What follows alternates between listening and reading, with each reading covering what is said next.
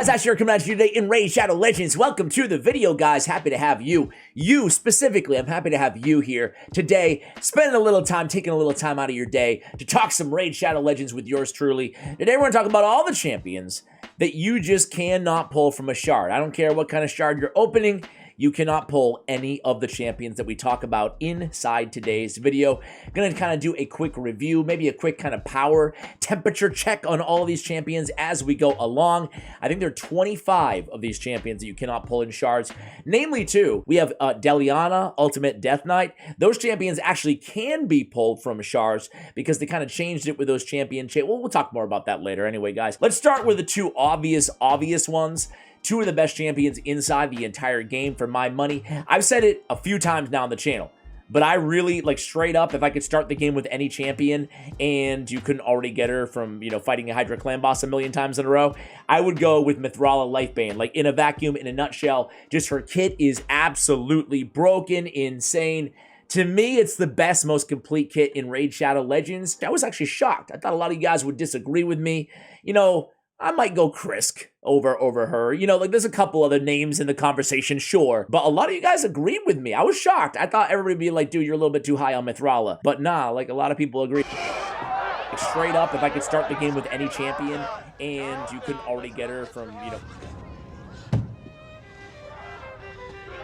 just her kit is absolutely broken, insane. To me, it's the best, most complete kit in Raid Shadow Legends. Poison on the A1, she got increased defense, increased attack, and Hex on all enemies, and an attack on a 3-turn cooldown, and then another 3-turn cooldown, and again, the books go right to where they're supposed to go. The books go right to the cooldown, man. Remove all debuffs, got the cleanse, got the strengthen, got the shield. I mean, come on. Big version of strengthen. You got a really beefy shield, and a cleanse on a 3-turn cooldown. I mean, she's insane. But it gets so much better. She's a beast in the arena, and this is what tips her over to me to be just insanity. Insanity, the best champion, right? Or one of the best champions. Increases champion's resistance based on the amount of accuracy she has. So you can build her with, like, 600, 700, 800 accuracy, and then boom, you've got a resist beast on your team as well. She's got the petrification, the only champion right now in the game who can do petrification. So CCing when they're hit by enemies under Hex. When I say they, I mean allies or her. Mythrala Lifebane is an S+ tier. Just an incredible champion. Has accuracy aura as well. Then we have Lydia. So Mythrala you can get from the Hydra clan boss rewards. You collect your fragments, right? And Lydia you get from completing all of the faction crypts. Stage 21, full 3 stars on every single campaign. Lydia is a monster in her own right here. They're both very fast, 109, 110 speed. We get an AoE, decrease of defense, weaken, strengthen, and increase speed on the same ability. Oh my god, Lydia! My girl, what are you doing?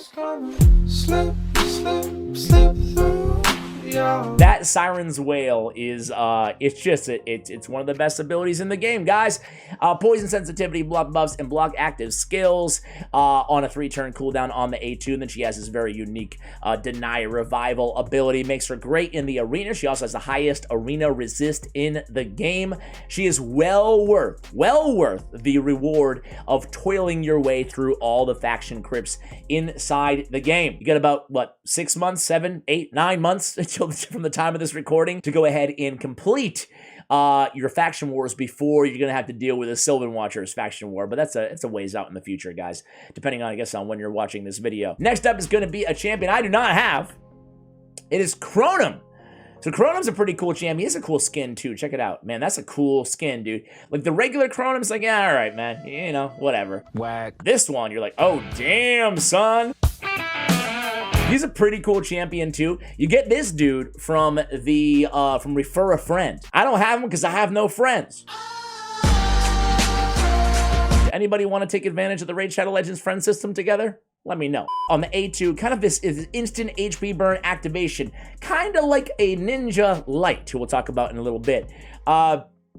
heals himself by his max HP for each HP burn activated by the skill, and then he places the burn on an AoE on that 3-turn cooldown on his A3 ability. Overall, like really solid champion for sure. Great, obviously, for Spider, for Hydra, anywhere you want that burn, and the instant activations can really dish out a lot of damage. Now, the other champion who is from the Refer a Friend is going to be Jamarasa.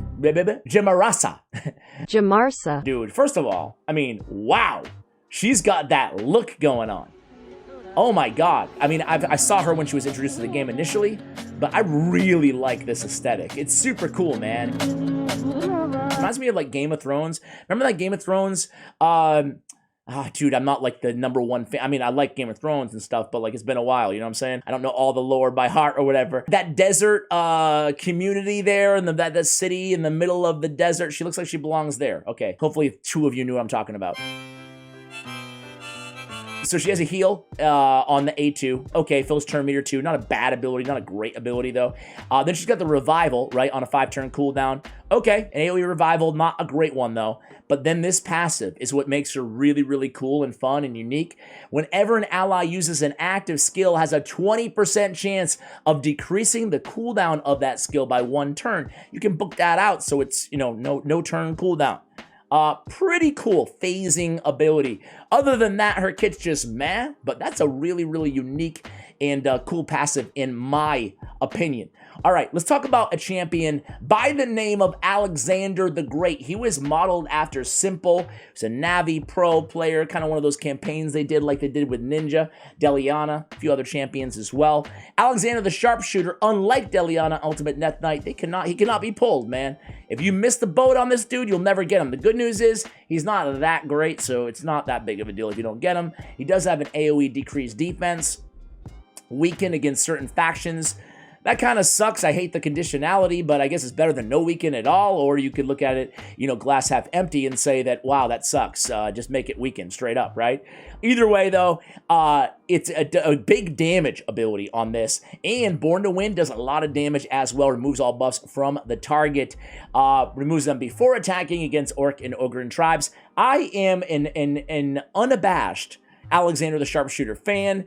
I'm not sitting here saying he's the best champion in the game, but you could do a lot worse out of a decreased defense debuffer in the game, especially considering he was free at the time that he was released, but you can't pull him from Shards. All right, next up is going to be another champion that shame on me, guys. I don't have Ramen 2 Drake's Blood, man. Shame.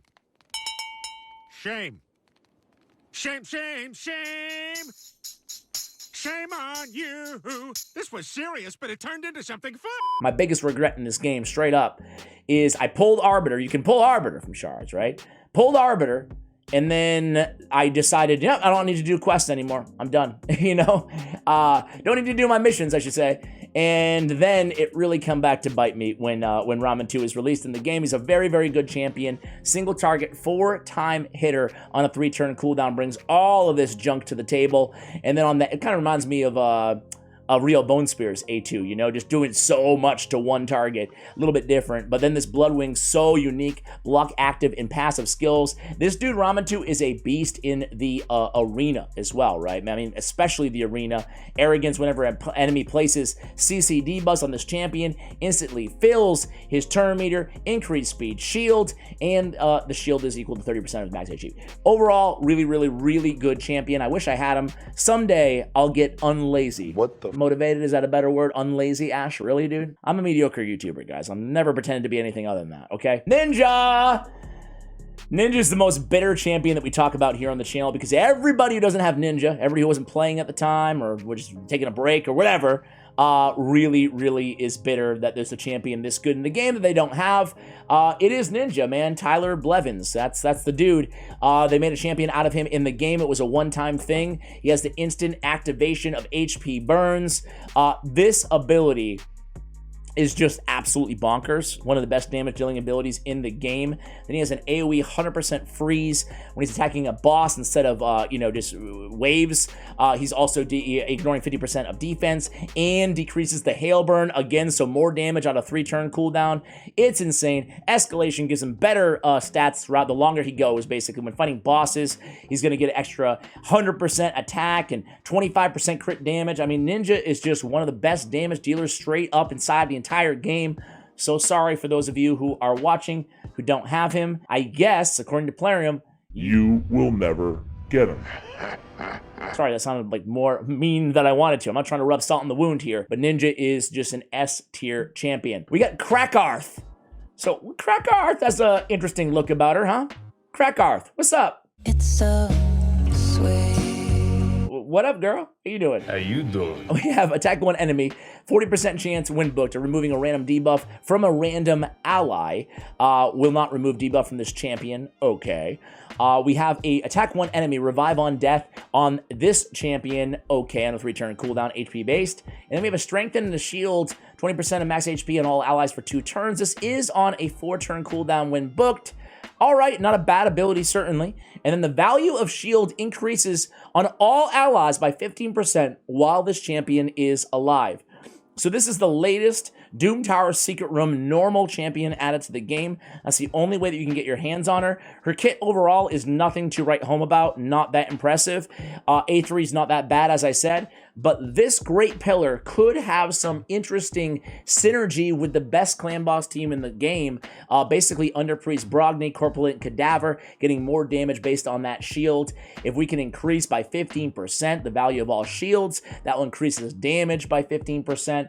It could be, substantial, but is that going to be enough to justify this champion? I'm not super high on Krakarth.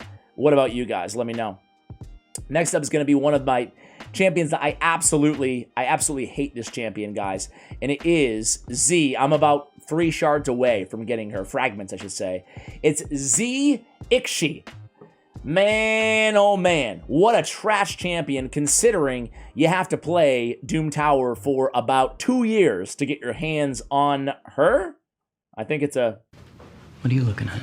Is that a half a steel bra there? So what does she do, man? She's got a chance of extra hit. She's got shield ignore, block damage ignore, place block damage buff on this champion for 1 turn if this attack kills an enemy on a 4-turn cooldown. I don't care how hard it hits here. I'm not that compelled to max her because of that. Increase crit damage, increase attack, grants an extra turn. That's it. This passive better be insane. Whenever the champion kills an enemy, decrease the cooldown of Crownbreaker by 1.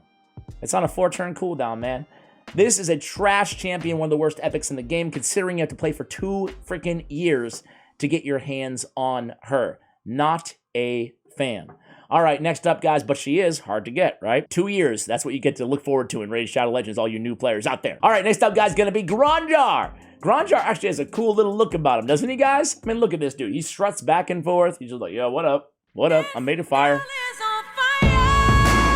He has increasing duration of HP burns on his A1, and then he has block buffs and block debuffs, removing a random buff except for block debuffs, I should say. This one, not a very good ability here on the A2. He does have an AoE HP burn with turn meter fill as well, but it's on a 4-turn cooldown. This guy, to me, not too exciting. He does have this Keeper of the Flame passive. This is on a 3-turn cooldown. He won't receive any damage from HP burns. Instead, he will heal himself whenever an enemy attempts to place a freeze debuff on this champion, instantly removes it on the attacker, and plays on the attacker, and plays that HP burn on the attacker for 1 turn.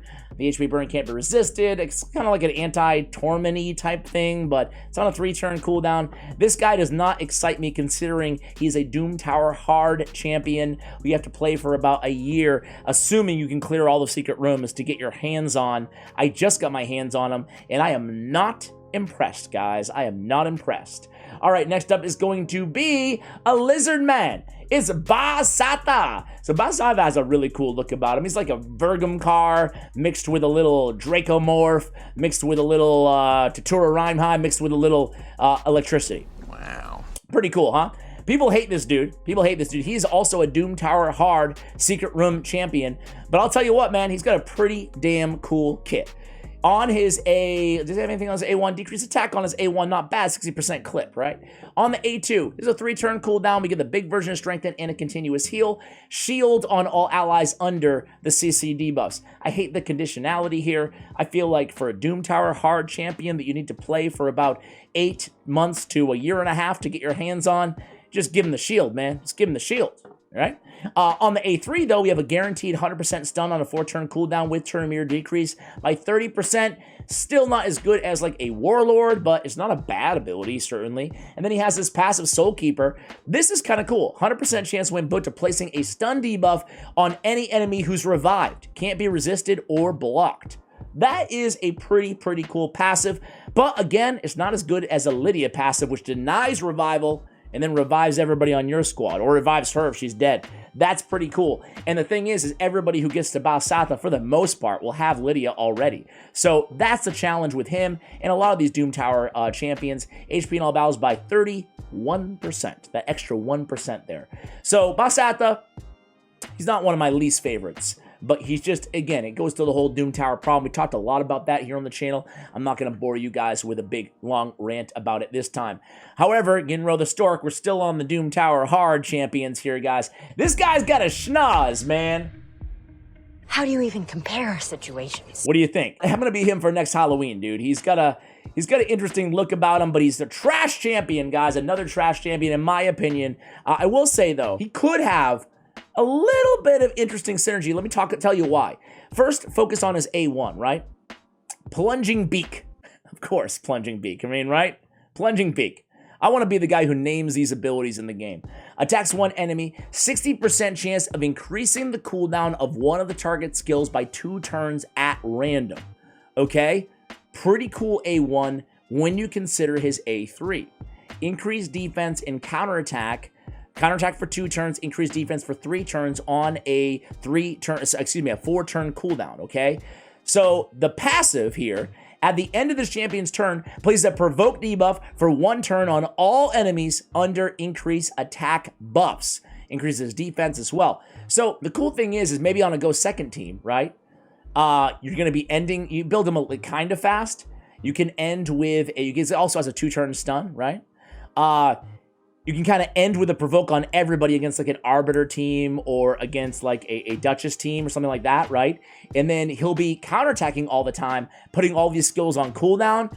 But is it enough to justify, again, a champion that at the time of this recording, nobody even has yet because you have to grind for 2+ years? My answer is going to be no. But you can't pull him from a shard. He's tough to get, that's for sure. Does it mean he's good? No. All right, next up is going to be an orc. It's going to be none other than Burga. Burga has a really cool aesthetic about her, huh? She's got skulls. She looks like she could be a skull too, man. She's got a really interesting motif going on here, Burga. She could have an interesting capabilities in Clan Boss, guys. Another Doom Tower easy secret room champion who can't pull from shards. She's got the poison on the A1. She's got the poison, 2 poisons, and poison sensitivity on the A2 on a 3-turn cooldown. Okay, now we're talking here. And then she's got increased defense, increased attack. The only bummer is it's a 4-turn cooldown and it lasts for 2 turns, okay? But it is an epic champion at the end of the day. The cool thing is this passive. When attached, it's a 50% chance of increasing the duration of all the poison debuffs on the attacker by 1 turn. So heck, she seems like a very cool poison clan boss champion for the old school Demon Lord. Only thing is poison's not really meta. Everybody's using unkillable. You know, as long as you've been playing for a little bit of time, you know, everybody's transitioning to unkillable or block damage teams for Demon Lord. So where does a poison team really fit in other than the early mid game or the early game? In which case, you're never going to get your hands on this champion anyway, right? Am I making my point here, guys?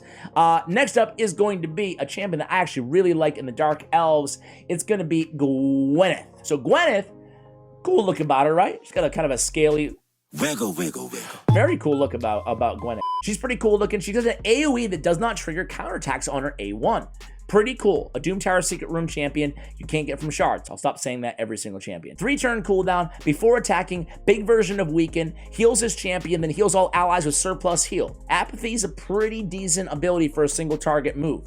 And then Flow of Malaise transfers all debuffs from this champion to a target enemy, 3-turn cooldown, then attacks that enemy, ignore 10% of target's defense for each debuff they are under. Not a bad ability there. I like that she has that A1 AoE can't trigger counterattacks as well, given that she doesn't have any AoE attacks in the rest of her kit. Is she the best champion out there? I don't think so. What do they give her in the reviews? Yeah, I think she's like a pretty solid epic champion, you know? At least make him this good, right? At least make him this good.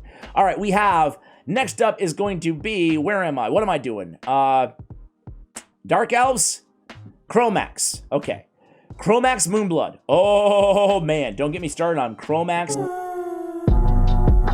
Oh, yeah. These are money ratings, guys. I agree 100% with these ratings. Trash, trash, trash. We got a decrease attack on the A1. We got attack one enemy with block buffs. Fills those champions turn meter, whoop-de-doo. An AoE with provoke. Oh, an AoE provoke and a decreased accuracy. That's not bad, but the provoke is for 1 turn on a 4-turn cooldown, man. Are you kidding me? When attacked, has a chance of placing a hex. One of the trashiest legendary champions inside the entire game. And again, you have to play for about 2 years or whatever, a year and a half, to get your hands on Chromax Moonblood. That's if you have the account that's capable of clearing all the rooms in Doom Tower. This is the definition of a crap champion. Hard to get, but really, really trash. And they need a buff, man. How many times have I been saying that? They need a buff desperately. All right, next up is going to be Taya. Now we're talking. Now we're talking. Step aside, Gwyneth. Taya. She's one of my favorite champions out there. Not stellar ratings in the game, but we don't really look at ratings in the game. If you're a new player, you shouldn't really look too much into them. On the A1, decreased accuracy. Nice debuff to have. 60% land rate, not too bad. On the A2, 3-time hitter. Every hit has the big version of poison. Not bad at all. On the A3, Blood Boil. Attacks one enemy. 100% chance of instantly activating any poison and HP burn debuffs on the target with heal reduction. Instant activation, we got all the poisons and HP burns all activated on that A3 ability. That's really, really good, especially on a 3-turn cooldown for an epic champion at that.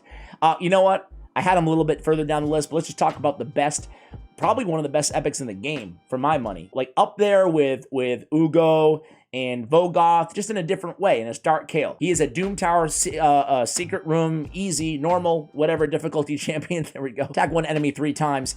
Each hit has a 35% chance to instantly activate poison or 1 HP burn. 2 poisons, 1 HP burn. You guys get the gist. An AoE on a 3-turn cooldown. We have 100% decreased attack when booked. Each critical hit also has a 100% chance of decreasing the duration of all the debuffs on the target by 1 turn, increasing the duration. My bad.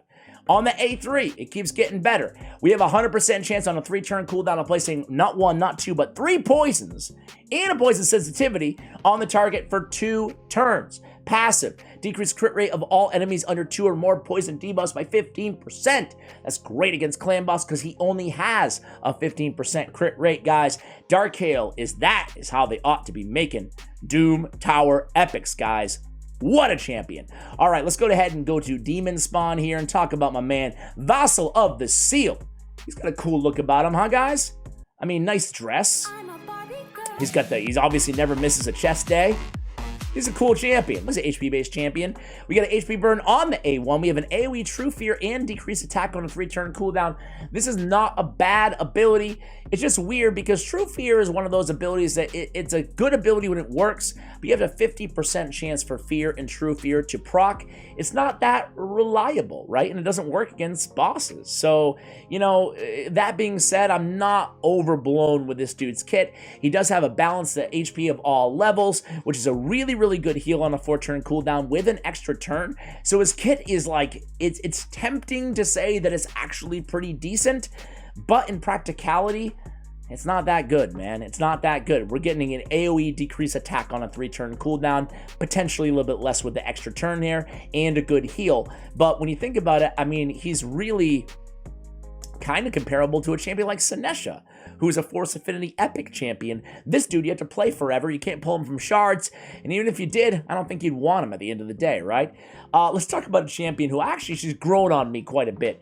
I love the aesthetic of Thea, the Tomb Angel. Now, she's a little bit easier to get than the other Doom Tower hard champions we've been talking about so far in the video, because this champion is the first champion you get from Doom Tower hard secret rooms. So even if you can only complete a few secret rooms per rotation, well, eventually you might get your hands on Thea, the Tomb Angel. They gave her a buff, and the buff was actually pretty significant. We have a 100% chance of placing a Hex for 5 turns on the A1, 2 times at random attack. It cannot be resisted, and each critical hit decreases the cooldown of Not of This World by 1 turn.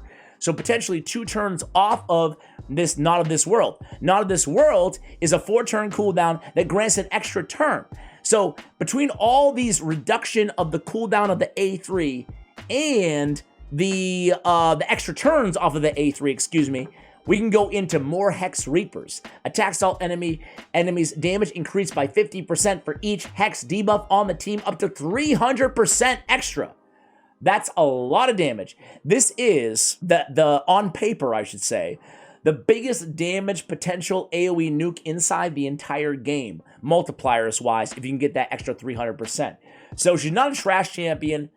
She's kind of conditional, obviously, but she's not bad, you know? She's not bad. She also has a 50% chance of placing a True Fear debuff on all enemies for 1 turn when an enemy loses 30% or more of their max HP in a single hit. Not bad for waves, certainly. You know, I think she's a pretty cool champion. I would like to see a different skin on this champion, actually, you know? What about you guys? Anyway, guys, next up is going to be a trash orc champion who's also, again, just like everybody else, pretty hard to get. It's Gomlock Skyhide. Gomlock is a magic affinity, excuse me. Like, what? What? Orc legendary champion. Doom Tower secret room hard. He has a chance of stealing buffs. Okay, whoop-de-dooped on a, it is on a 2-turn cooldown, so it's not the bad ability here on the A2.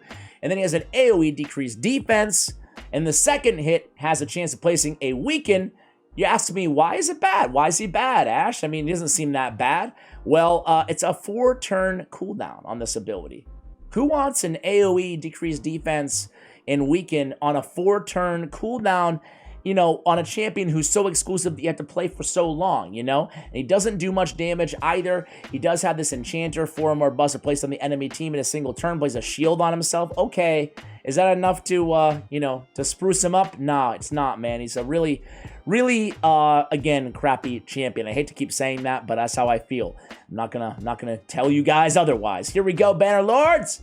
Now we're talking, man. Crazy thing is Mage Helmet. He's the first champion that you get, probably the easiest champion out of all the champions that we talked about today to actually get your hands on. He's the first champion that you get from Doom Tower Secret Room normal difficulty. And this should be a priority for anybody playing this game, because the truth of the matter is Mage Helmet is better than most of the legendaries we spoke about in today's video, especially considering the Doom Tower champions, right? We have a turn meter fill in the A1. This dude, by the way, is immune to turn meter decreasing effects. Pretty cool ability. You can use him in the arena as kind of an opener, especially in the early game, mid game. Increased speed, increased crit rate, increased crit damage, all on a 3-turn cooldown. That's really, really good. And then he has a 75% chance of placing a stun. If he doesn't place a stun, he's decreasing the turn meter by 20%. This is a really, really good ability. Basically anywhere in the game. Sneaky good for the arena as well. And he has speed in arena battles by 17% if you're lacking that speed aura. He should be one of the first goals that everybody has in the game in terms of what they want to do with their time, prioritizing Doom Tower normal secret rooms and just really trying to get their hands on Mage Helmet. He is a really, really good champion. And so is Ryan the Conjurer. I'm a big fan of Ryan. She's a dark elf. Again, Force Affinity. Did I say Magic Affinity earlier on somebody? Magic Affinity, excuse me. Oh man, dude. My brain's fried today, guys. Force Affinity on Gomlock. We have block buffs on the A1. On the A2, we're removing everything, placing a weaken. This is on a 3-turn cooldown. It's very comparable to Midnight Ritual ability on Madame Ceres. Only it's a 3-turn cooldown, and we don't have decreased attack, decreased defense, we have weaken instead, but still, a 3-turn cooldown, removing all busts from all enemies, 100%, is very, very hard to find in this game. There's only a few champions that have that ability. She also has a single target revival in her kit as well. Cool looking champion, very, very good one. So Ryan the Conjurer. And then we have, I think, the third champion that you get, or maybe Ryan's the third champion that you get from Doom Tower Secret Rooms, Akoth the Seared. Akoth, for my money, is one of the best burners for stage 24 Spider, which is one of the most efficient places to farm in terms of your energy per silver and accessories gained in the game. He has this ability on a 3-turn cooldown, attacks all enemies, plays an HP burn debuff for 2 turns.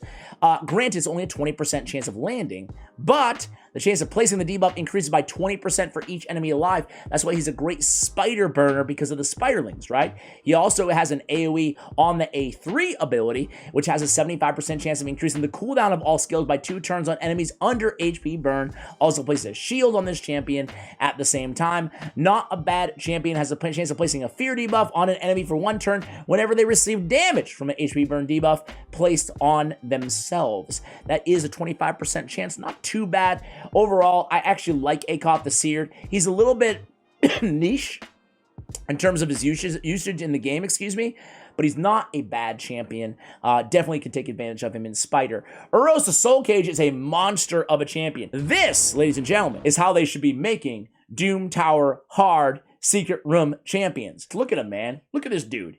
He's like a tree. Come on, man. Look at his face, man. You look sad. You look sad, Uros.